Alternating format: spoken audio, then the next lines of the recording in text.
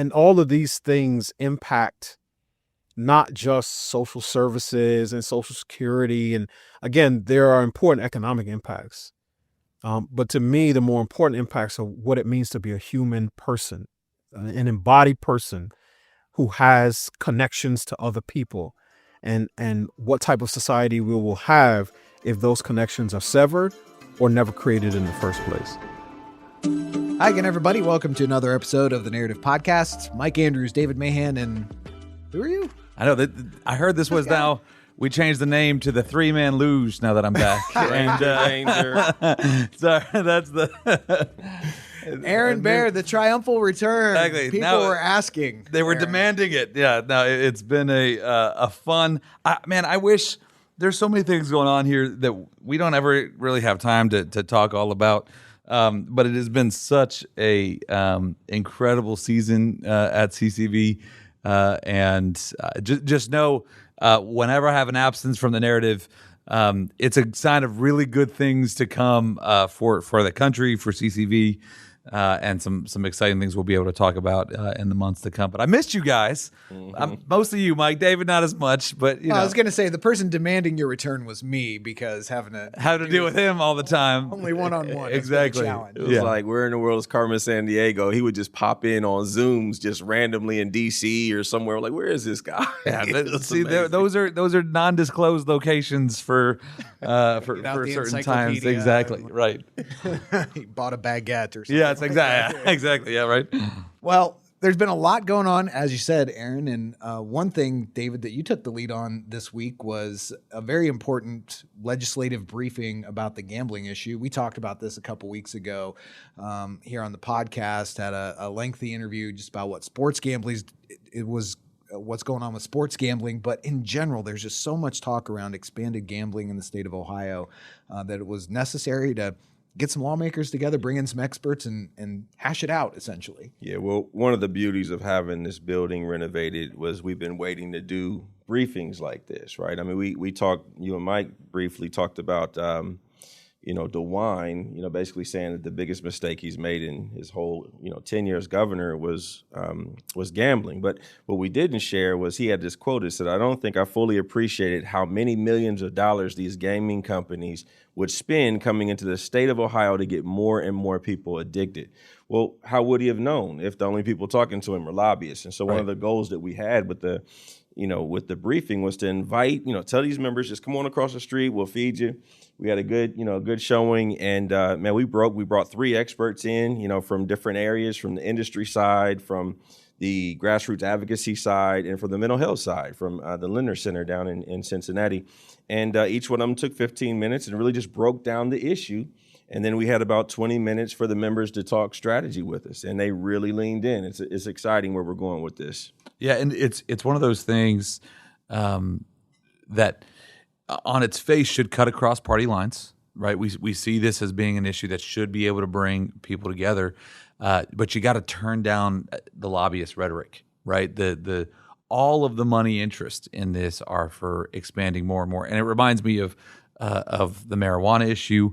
Of so many issues that the left does, where it's like, oh well, we just want this, and then as soon as they get that foothold, and it's what we talk about all the time with medical marijuana and all that. Like the key with the medical marijuana business strategy for the left and for the marijuana industry is what you have those big corporate dollars come in and fight for the legalization of medical marijuana.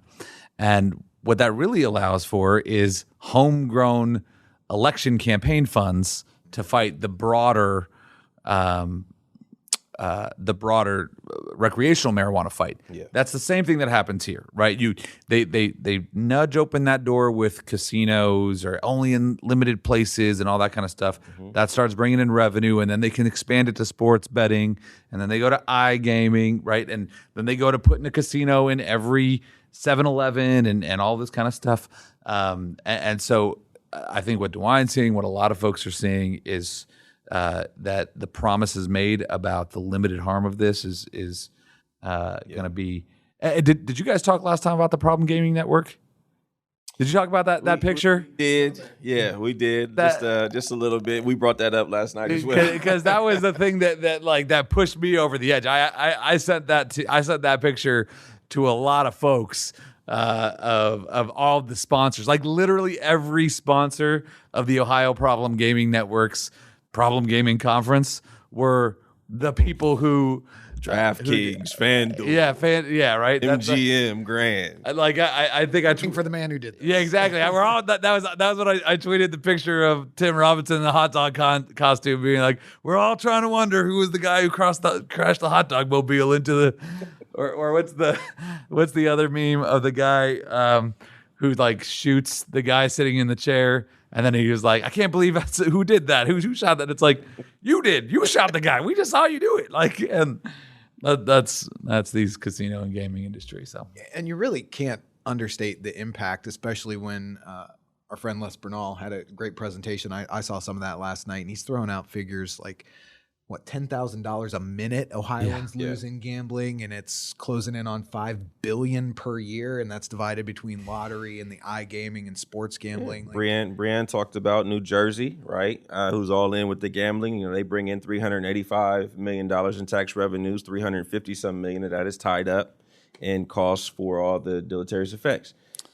They just had no idea outside of our own testimonies that we gave, but they, not all of these members were in the select committee, the Senate Select Committee on Gaming when we were breaking down, all of this data. There was only like a handful of members there. And so it's important for us to reach the broader group because they end up just getting drug along by, whoever it is probably trying to ram through all of these policies. And let's think through this just logically for a second about what's practically happening, right? These, Las Vegas itself is packed full of a lot of people who are being exploited. But, right, if you are somebody of means or middle class and you want to go have that, gambling experience, you're most likely going off to Vegas or maybe going to Atlantic City, right? You're not going to the Hollywood Casino in Toledo. You know who goes there?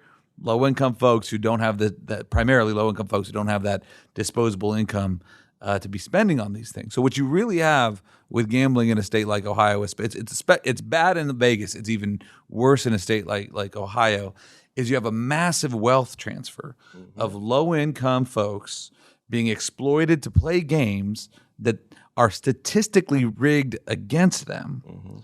And that money, one, going into the pockets of out-of-state gambling companies, and a portion of that going back to the state to pay for what? Wealthy kids in suburban high schools, right? It's taxation by exploitation. Exactly. Right.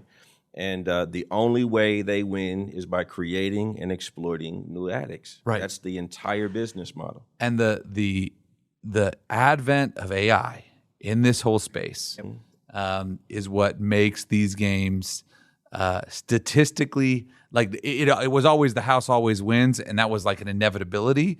But now there's no way the house will ever let you win, right? Because of artificial intelligence. And it is these lines are being moved moment by moment because they're saying, oh, this little bit of information came out that you would never have any ability to know, but the AI is able to catch it and adjust the line to rig it just a little bit more against you, and you don't realize what's happening. Yeah, we weaponize data to make games addictive. Right. I remember we were testifying and talking about this one particular group. It said our mission is built on building games designed to hook, adapt, and dominate attention, machine trained on real-time data player. This is real-time stuff. So every click of a button, everything that they do, every behavior is changing behavior. Every set down of my phone to say, yeah, I want to get away from that. I shouldn't look at it. Mm-hmm. Oh, what's that? I just got a $10 code to come back, right? Like that's the type of, again, drug dealer mentality that they use with these things. Yeah. And even when you do win, you're never going to win enough to make up for your losing. But that's did you hear what Les said? He said, when you study the neuroscience behind this, they're more for most of the folks that have a gaming issue, right? A gaming gambling problem. They said that when they win, it's not as addictive as I don't know the words that he said, but it's like the opportunity of winning gives them a bigger trigger in their brain than the actual win. Right. Wow. Yeah. By far. Well, there's Dopamine actually spikes. There's actually data on that same type of thing when we talk about like cell phone addiction, which is you get a bigger dopamine hit picking your phone up on the potentiality of what could be on your phone than what's ever actually on the phone, right? And again, this is my thing is that you have multi-billion-dollar companies that have poured unlimited amounts of money into research to figure out how to get everybody as addicted as possible to these tools, and it's a rigged game. Yeah, and the more hurdles you put in between the gambler and the platform, the better off you're going to be. But exactly. That's where you get the lobbyists pushing back, and that's what lobbyists do. We've got some pushback from a lobbyist. Yes, the form of a opinion article. Very much. Was it an article? Well, yeah. It was a rant, an opinion rant. Apparently, Aaron, we've had our hand in the tithing plate, so to speak. I don't based on this Bill Phil's. This is as a product of the public schools. I am very offended by the quality of writing from this public school teachers union advocate, because this was the dumbest.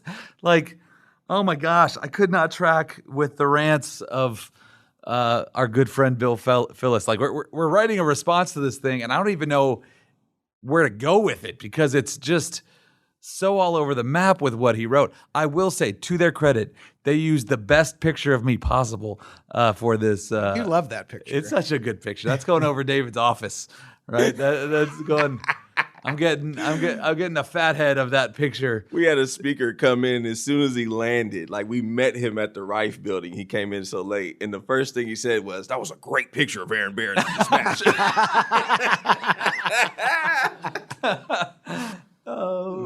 That is fantastic. But essentially, the crux of the article is that we are somehow violating the separation of church and state through the work that we're doing with school choice, and that it wasn't Jesus's model to take from the state. And I'm aggravating you right now, just paraphrasing the argument, because it's like whack-a-mole of stupidity of where do you even begin? You know, he called it an interesting twist that we said.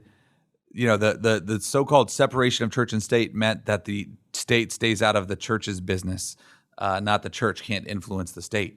That's literally what Thomas Jefferson wrote, right? These aren't like when they wrote the First Amendment, that's what they had in mind, was the government has no business interfering with the church, right?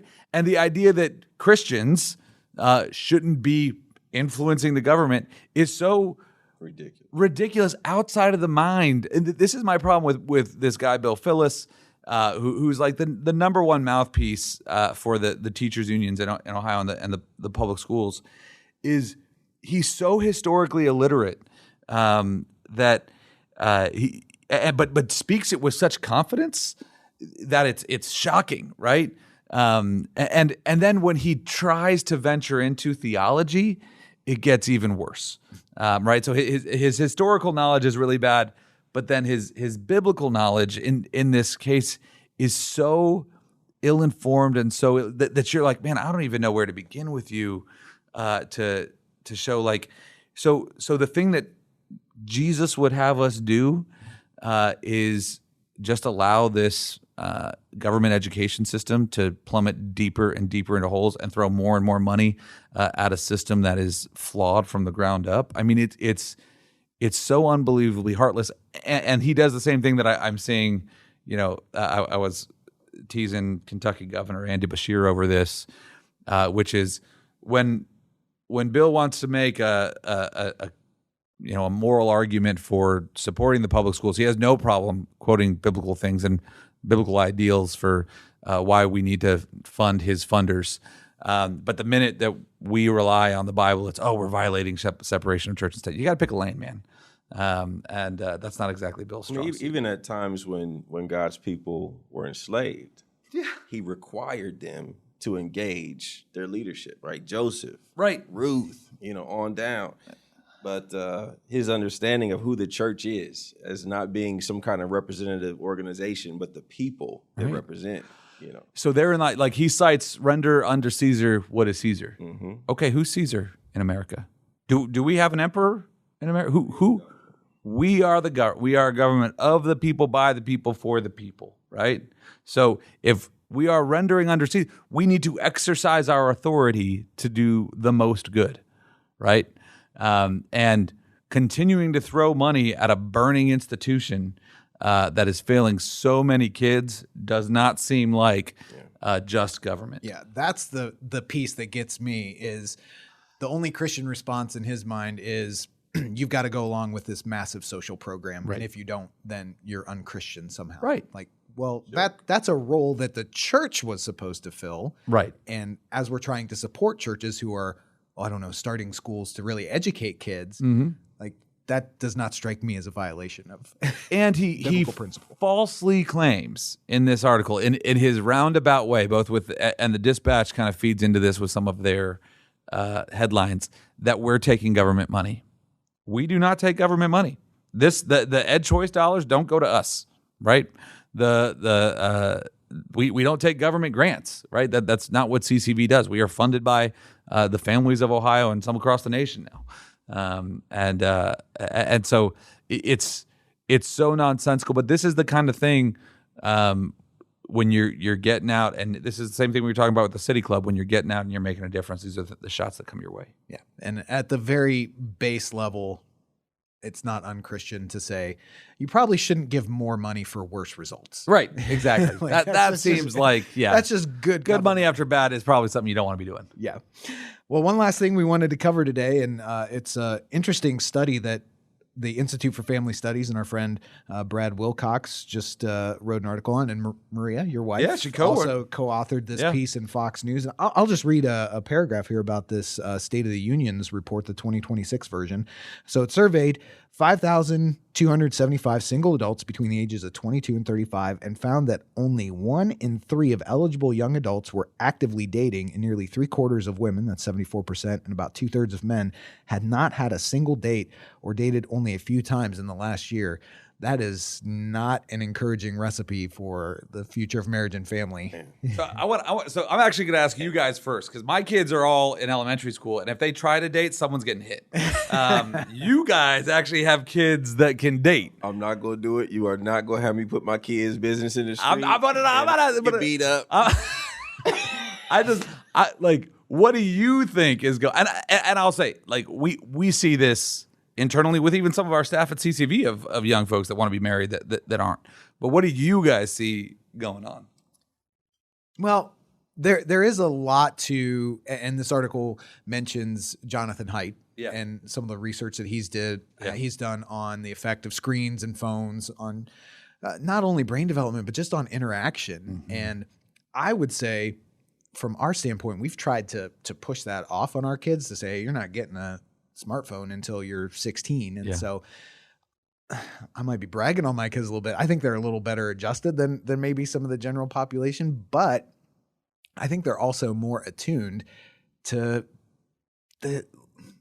You're also raising them to be Guardians fans, so that's a whole other problem. But sorry, we are raising them for a life of pain. Yeah. Anyway, but I think that they can sense when they're just the majority of other parents are not doing that. Like they're just turning their kids loose for endless screen time, endless scrolling, kind of that numbing out, not able to look people in the eye, even when they interact with them. And it just feels like there's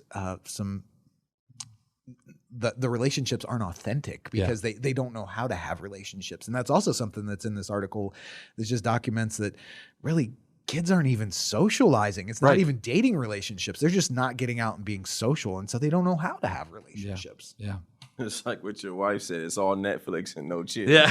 I thought that was a quote of the year. Right. And really it is. It's building a lot of frustration amongst. And I've been seeing this for 15 years, is that they seem to know so much, but they know so much that's not true. Yeah. And then when they get together in person, right, it's like they're trying to, some of them are trying to fulfill this persona that should be them, but then they're not comfortable in their own skin. Yeah. And then the other person they're talking to, they're trying to read them, and it's just really super awkward and exhausting. And the reason why I think that they're not dating is just because they're exhausted by it.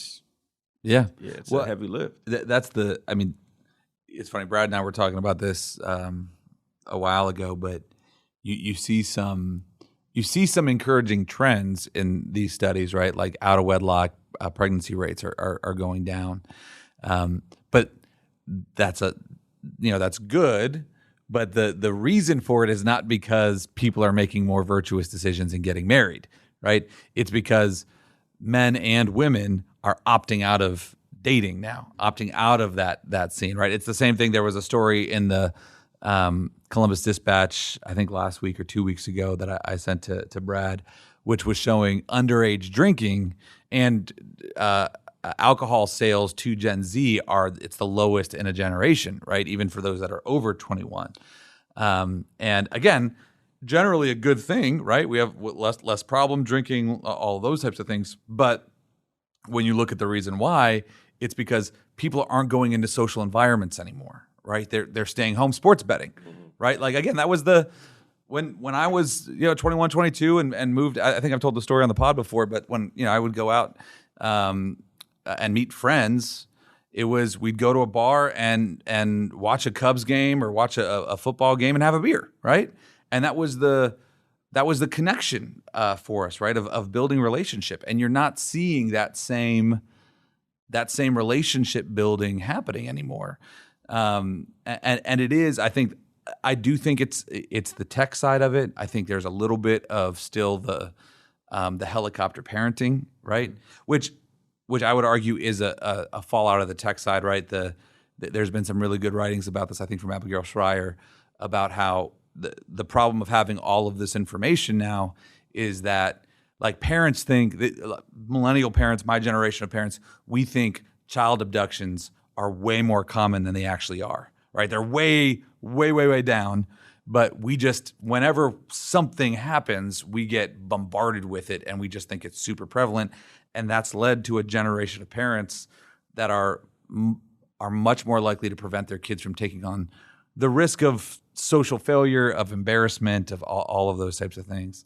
And it's all compounding into a generation that, I think I might have said this to you before, David, but like I get on some of the young men at my church on their case because there's a lot of great girls at our church and no one's asking them out. And I'm like, guys, like, get in there, man. It's good fishing. Right? Get in the game. Come on. Well, to tie that point about risk and what you're saying, David, about this overly filtered existence through social media, like it's hard to be vulnerable or authentic with a person face to face when that's not the majority of your existence on social media. Right. And you just feel like it's that, Phantom of the Opera syndrome. Right. If I take off the mask, they're going to recoil. So I'm just not going to take off the mask, and they burn out. Yep. They burn out because they don't want to go there. They don't want to. I'm afraid of how I'm going to show up. They don't want to put themselves out. And again, that like, listen, we're all going to get embarrassed, except for me. I've never done anything embarrassing. I stay embarrassed. Hey, that's my superpower. That's the place to be.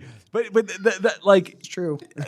I mean, it's one of the things why I'm such a big fan of youth sports, because it's like it's the one thing that makes kids get out there and fail and get back up, and that ability is such a cultural thing that's been.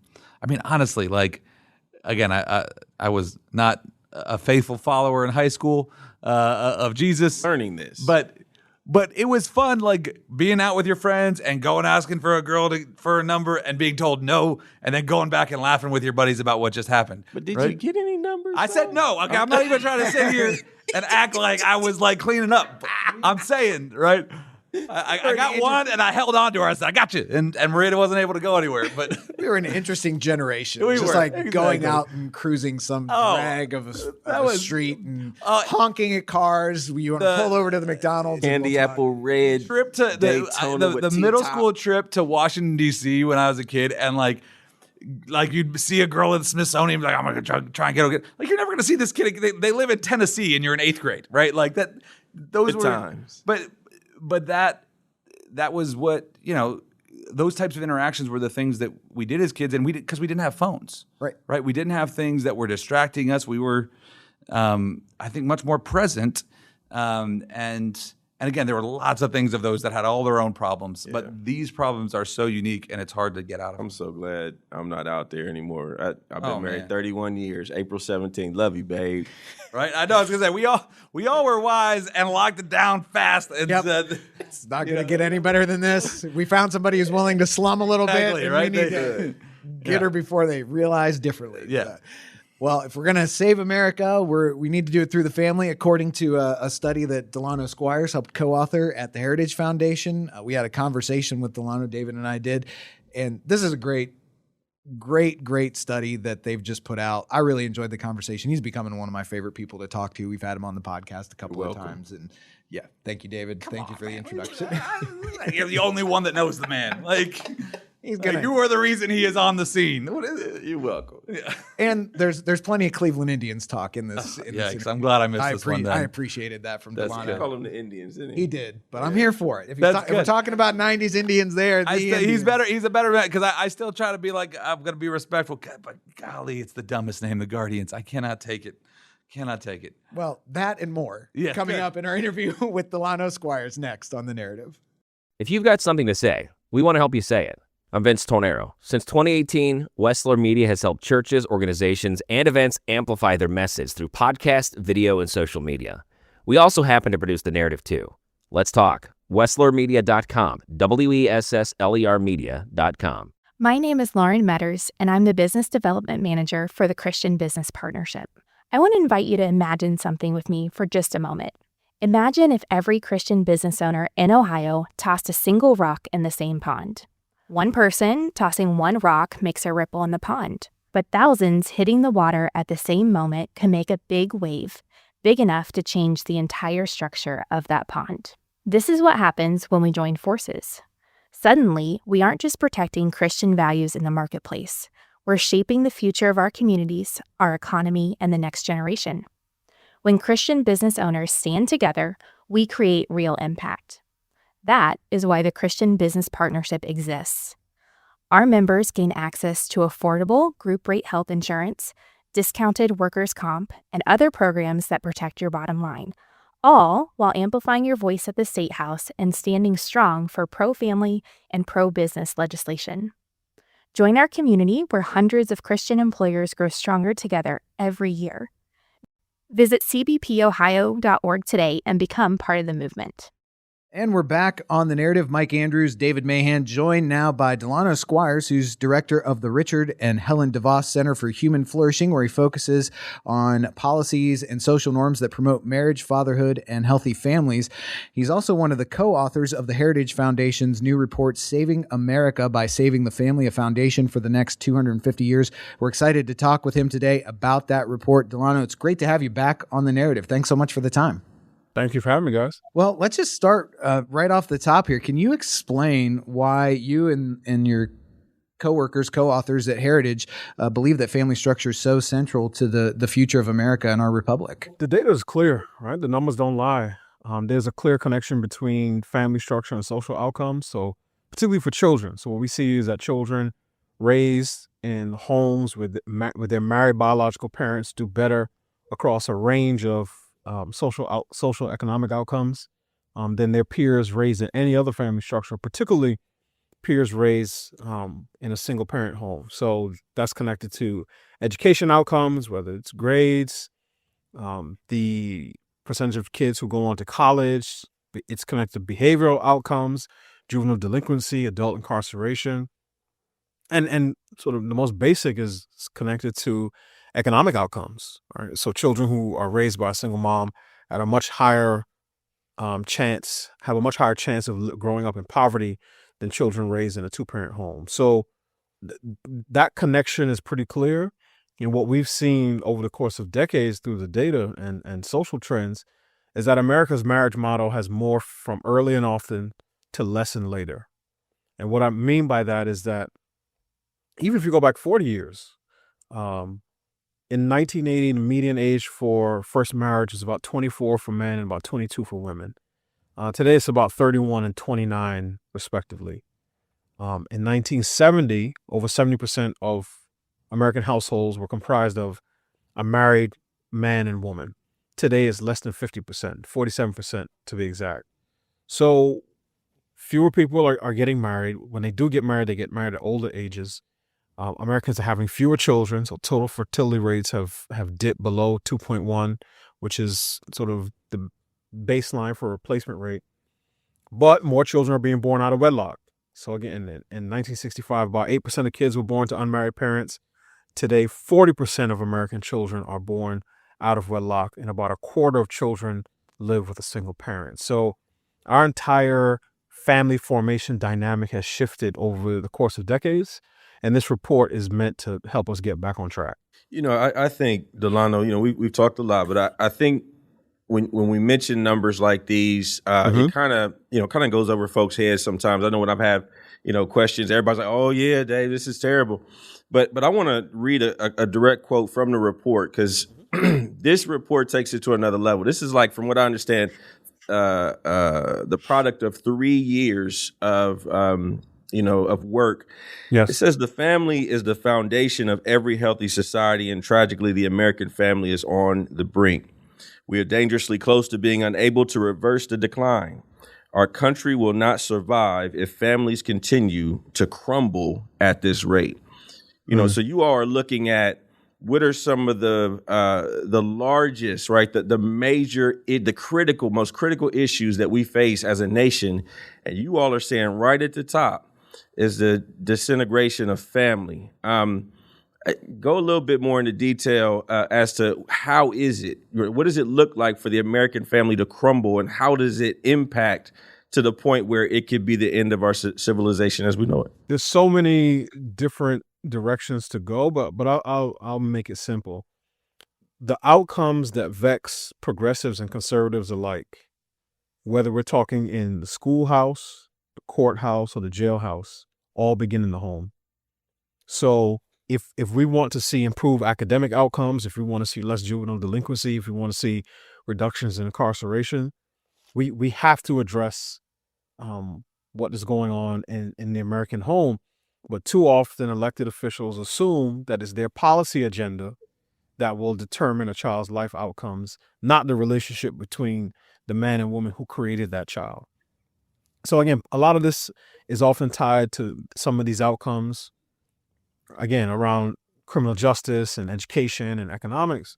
But part of what we argue in the report is that children have a right to the affection and protection of the man and woman who created them, and that right is best exercised in a loving, stable, low conflict home with a married mom and dad.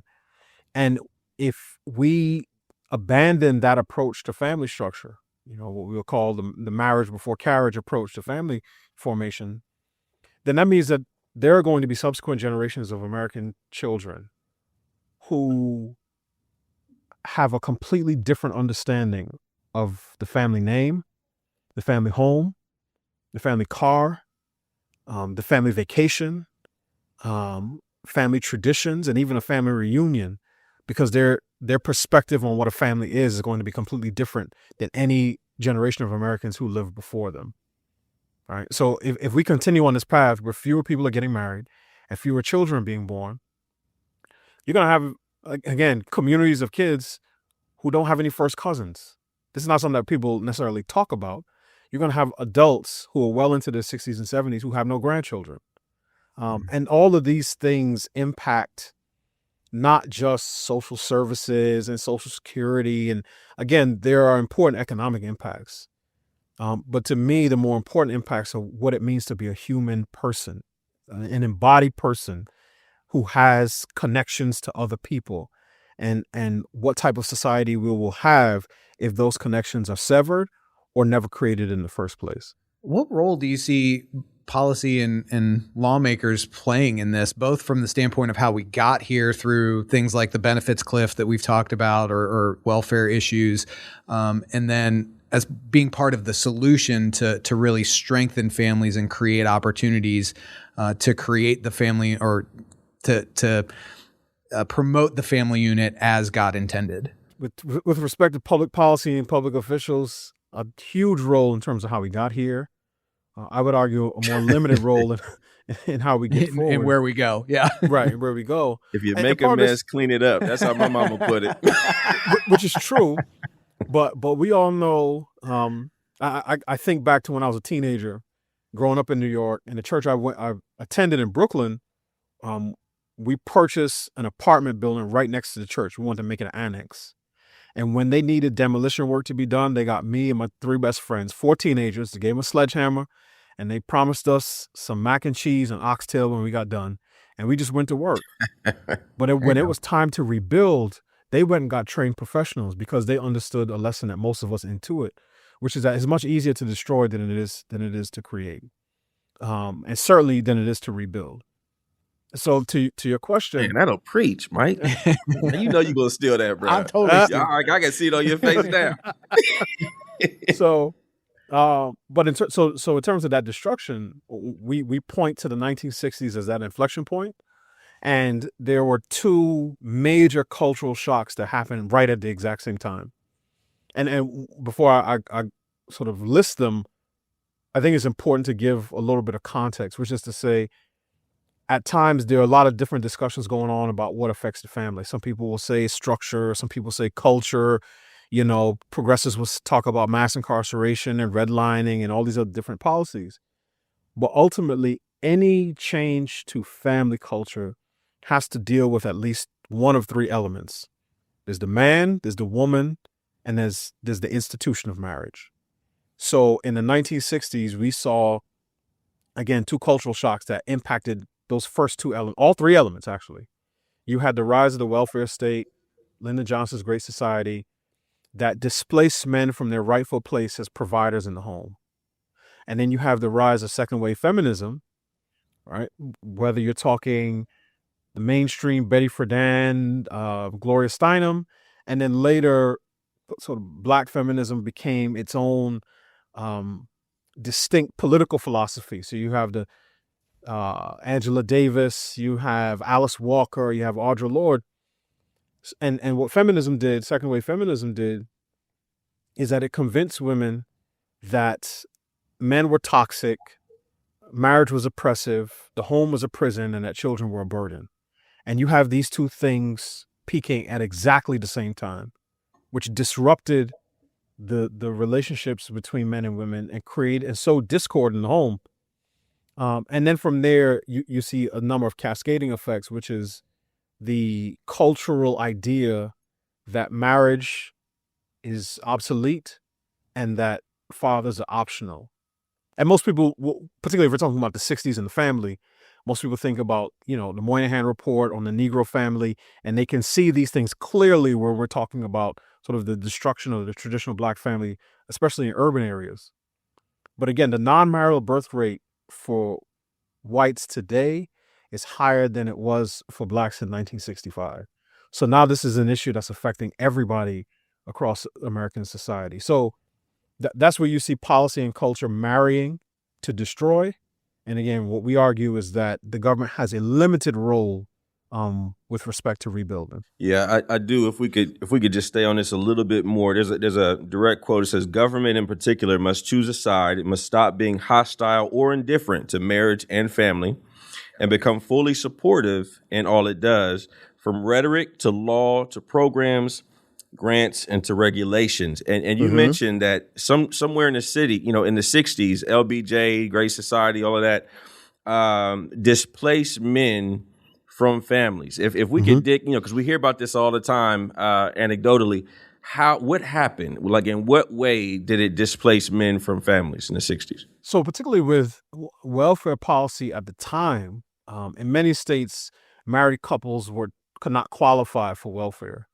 Now, there were scenarios where a mom would be able to qualify even if she had a boyfriend who would come around frequently. And people hear about the man in the house rule, which applies to that particular scenario. The man in the house rule was the idea that a man who frequented the home, let's say a mom's boyfriend, qualified as a substitute father. That's what the government called it at the time. And therefore would be ineligible for welfare. That provision was struck down as unconstitutional unanimously by the Supreme Court in 1968. And moms could not be denied welfare if there was a non-husband man in the home. Part of what happened is that the government was quite comfortable playing the role of substitute father. So David, to your point, those benefits went to unmarried women. So if you had a husband in the home, oftentimes ineligible. And what happens is that when the government subsidizes something, you get more of it. When it taxes something, generally you get less of it. So the cultural signal was sent that if you're unmarried and you have children, you can qualify for benefits from the federal government. And what you see is that you go from a welfare state, I think 1 billion in the 1950s. By the time you get to the 1980s, you're talking about $62 billion being spent on social welfare programs. You see a similar type of exponential growth with respect to public housing. So in effect, what you have is that Uncle Sam playing the role of husband and father to millions of low-income women over the course of several generations. And that's why you go, particularly for the Black family, from an out of wedlock birth rate of about 25% in 1965, and you cross the 50% threshold in the 1970s, and we've been at 70+%, around 70% since the late 1990s. I remember there was a report done, and probably a decade and a half ago, the $1 Billion Man report. Yeah. That basically said, the cost of not having fathers in the home equated to more than $1 billion a year for American taxpayers. Do you know anything about? Have we done any more research in that area since that major study, or anything that you know of related to the cost of fatherlessness? David, you stumped me. I'm not even familiar with that report. I just I'll send it to you. Yeah, no, I appreciate that. Yeah, insane. Yeah, but I mean, we could just imagine all the costs, right? Some economic sort of cost to support unmarried mothers and their children. But I would also argue, like, there's a real social cost, and one of the things I've been writing about more frequently is how easy it is, and this happens, I'd say, more so in an urban context, in blue cities, how easy it is for policymakers and program managers to write men out of the family narrative. The number of programs that I've seen, DC has one called Strong Families, Strong Futures. And on its face, you say, oh, wow, this sounds like a good program. But the program promises, it started a few years back. The pilot gave $10,800 to new and expecting moms. And when the mayor sort of debuted it, she talked about this would provide financial independence and autonomy to these women. And when the Washington Post wrote up the story, they let the pilot play out for a little bit. They wrote it up in 2024. Their article mentioned the word father 2 times. Once is when the first mother who was featured, who was a 27-year-old mom of 3, described as a stay-at-home mom. Now, I know you guys, like me, we're in Christian circles. We probably know a fair number of stay-at-home moms. When you hear the phrase stay-at-home mom, you'll immediately start to think, okay, well, obviously her husband is somewhere in the background making things right. Somebody's working to provide for the family. When the Post wrote it up, the stay-at-home mother, they said she was living in a subsidized 2-bedroom apartment. She was on TANF, SNAP, WIC before she even got to this new program. So just fathers were written completely out of the story. And this happens often, where when people talk about families, particularly policymakers talk about families in our biggest cities, their default is an unmarried mother and her children. And to the extent that fathers are even considered, it is often in a different policy and programmatic environment. So the same nonprofit in DC that runs Strong Families, Strong Futures and gives right now it's $7,500 a year to moms, has a program called District Dads that gives like $1,000 stipend to dads, because that program is primarily about getting dads more connected to their children, which means they have to have better relationships with the moms. Whereas Strong Families, Strong Futures has no sort of requirement that moms work on the relationship with the dads. So you can see this asymmetry when it comes both to policy and programs as it relates to the family. Right. One thing that jumps to my mind is, as I hear you talking about the breadth of the programs, the financial costs, is when you present some solutions to strengthen the nuclear family or that might require government incentives, things like that. From a conservative standpoint, you'll hear people on the other side saying, you're actually not small government because that's going to take more government to make that happen. But the way that you just described it, when you compare the costs from the 50s to the 80s and 90s, and then all of those programs that you just listed, there is a huge government burden when families are not intact. Absolutely. And one of the things that I like to say is that doing family reconstruction work is going to challenge conservatives with respect to how we think about these issues. So one of the ideas that's in the paper, and this, for whatever reason, this caught the attention of the mainstream press. It's the marriage boot camp, right? So again, people in Christian circles I've heard of marriage boot camps, whether it's a weekend, they're clinicians who offer these things. Churches might offer them. The idea of the marriage boot camp is to take particularly cohabiting couples with children, right? So they've already gone 2/3 of the way there. They live together, kids together, money's tied up together, and say, okay, we'll walk you through a program, however long, 6 months, a year, whatever, and we'll cover communication, blended families, fidelity, conflict resolution, all of the issues that may come up. At the end of the program, success means you're ready to say I do whenever this program ends. We'll have a communal wedding, invite family and friends, pair you with a marriage mentor. And one of the ideas that is in the paper is, finding a private donor who can finance a $5,000 wedding gift to each couple who successfully completes. It could be structured as a loan to disincentivize bad actors. And when I've talked about this issue and talked about this idea in public, I often challenge conservatives with this thought experiment. Let's say we roll this forward, and in 15 years, only 33% of the couples are still married. Would we consider that a failure?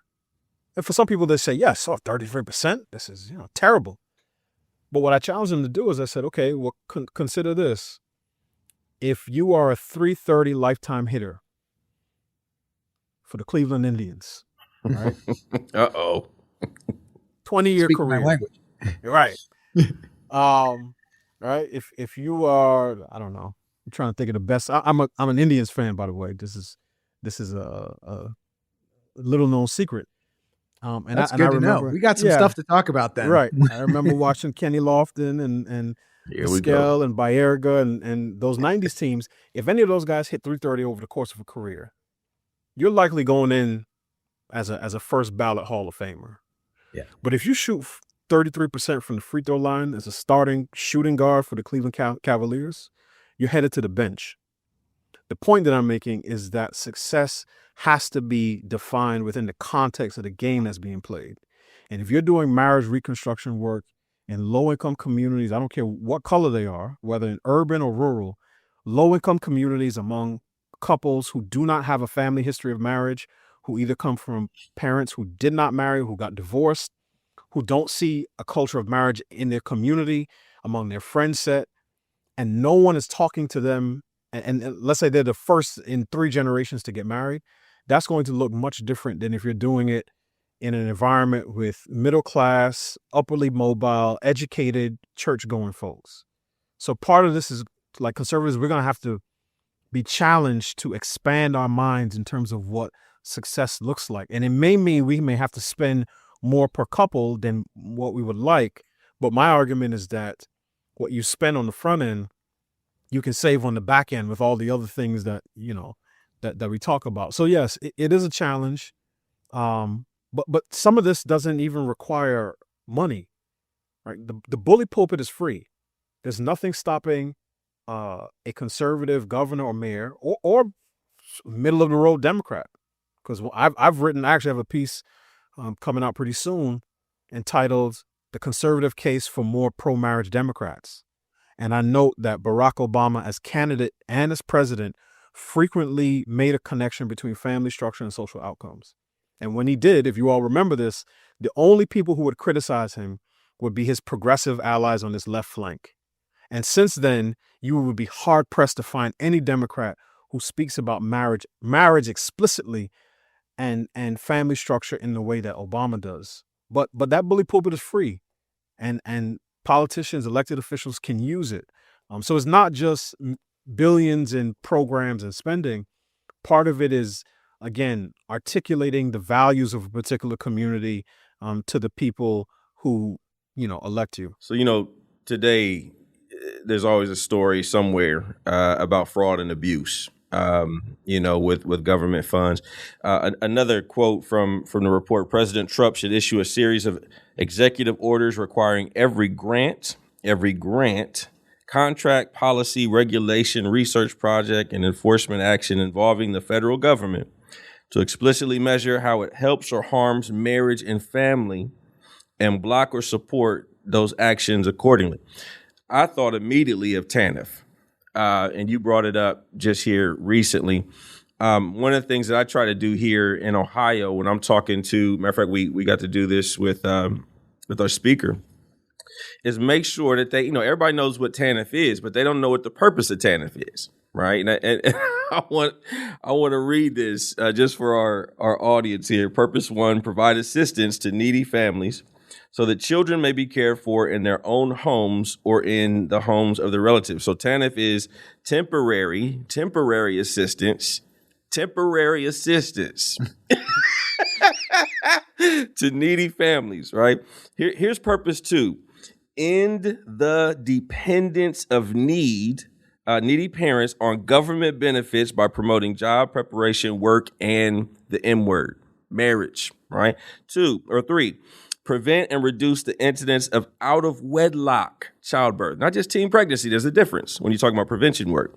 But out-of-wedlock pregnancies and establish annual numerical goals for preventing and reducing the incidence of these pregnancies. And the last one, encourage the formation and maintenance of 2-parent families.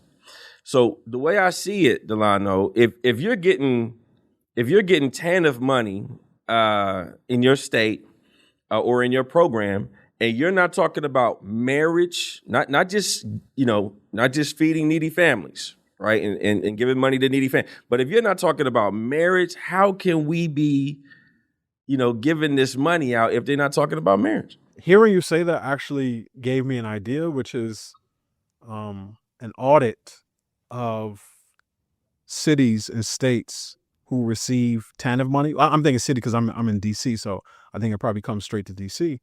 But I would really like to know how states are spending TANF money on That would be marriage great. promotion. That Now, would be good to know, Mike. Surprised somebody hasn't done that yet. there's a book out called Inherited Inequality by a Harvard sociologist named Christina Cross. So the subtitle is Why Opportunity Gaps Persist Between Black and White Youth Raised in 2-Parent Families.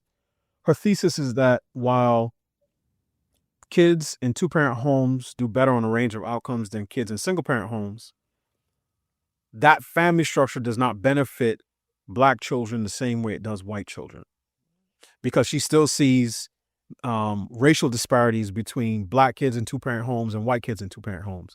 Now, I'm not sure why she would measure those two as opposed to Black kids in 2-parent homes versus Black kids in single-parent homes. But one of the things that stood out to me is that or Black kids in 2-parent homes versus white kids in single-parent homes. or that. Right? But one of the things that stood out to me, and I wrote a review on her book, it's up at Compact Mag. It's called The War on Black Fathers. But one of the things that stood out to me is that she claims, one, not only should we spend more on these welfare programs, TANF, but she claims that we should stop TANF's focus on marriage promotion. And when I read that, I almost dropped the book on my foot, because I said, I'm not aware that TANF is promoting marriage anywhere in the United States. It's supposed to be.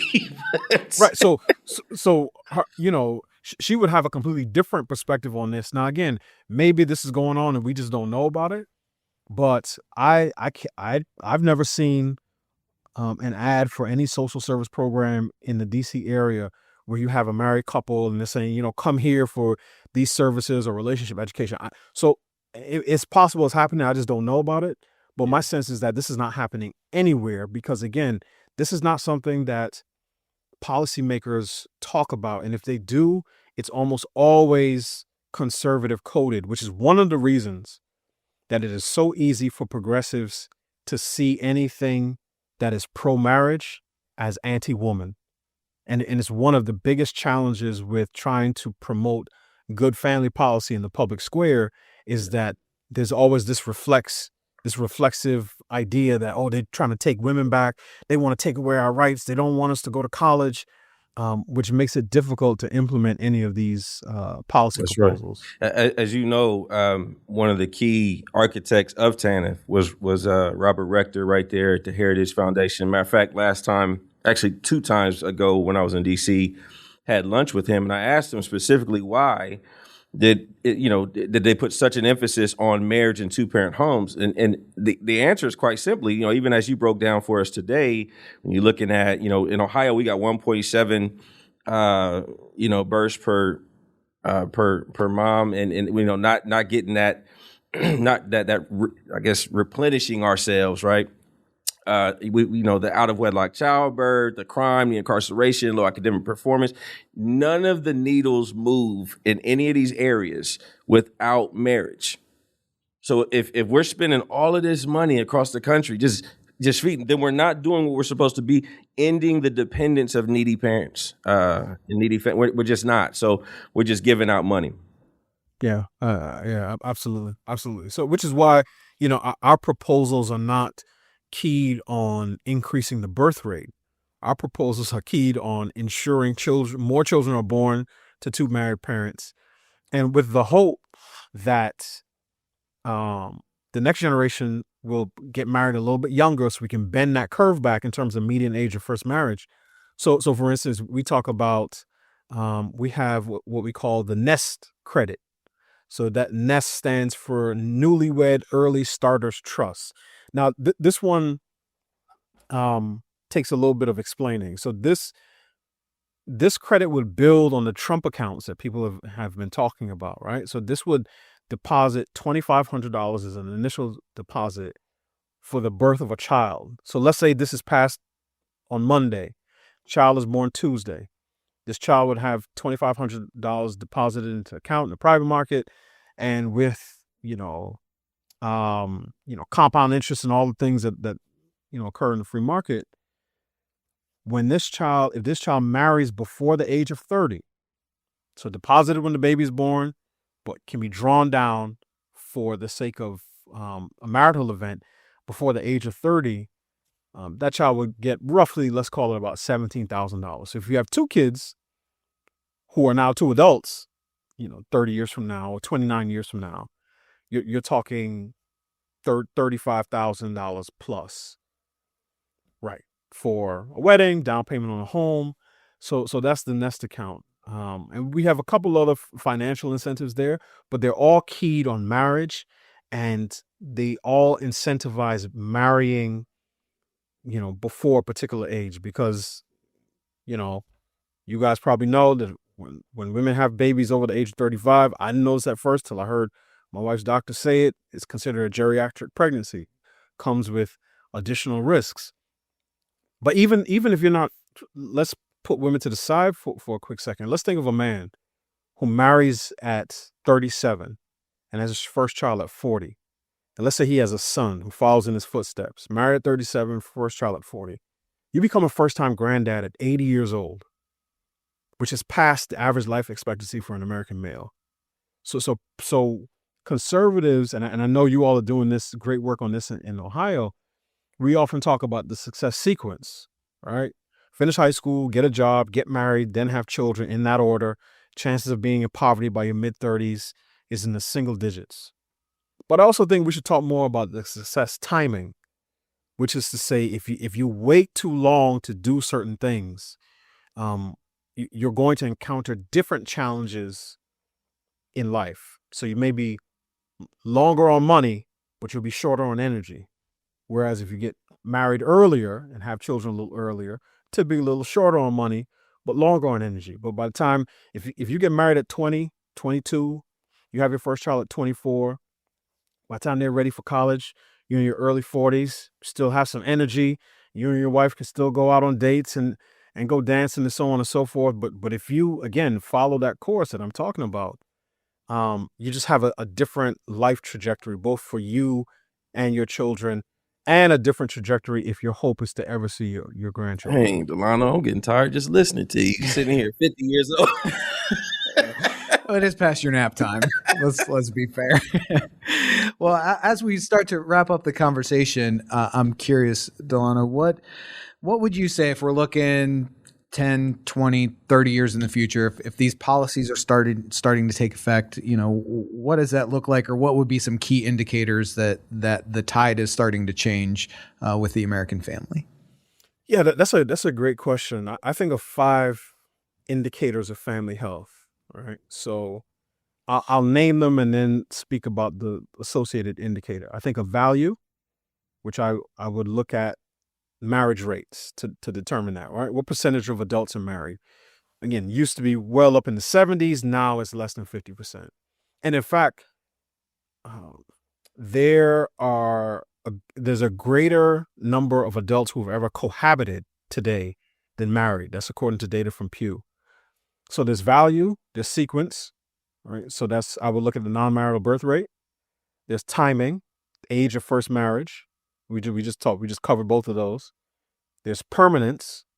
So I would look at the divorce rate for that. Sometimes conservatives may say, well, the divorce rate has been on decline in recent decades.